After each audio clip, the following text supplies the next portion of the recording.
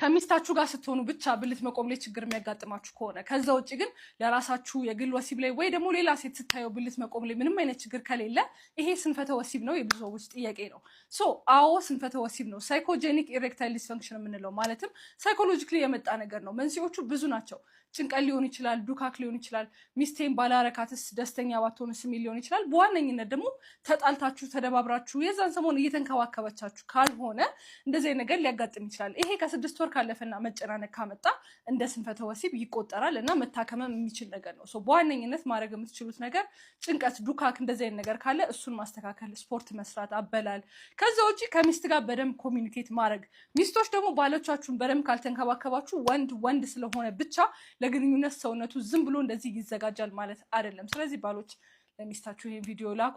ከዛ ውጪ ግን በእርግጠኝነት ሳይኮሎጂካል ነው ለማለት ተጨማሪ ምርመራና ሕክምና ስለሚያስፈልግ ሕክምና አግኙ።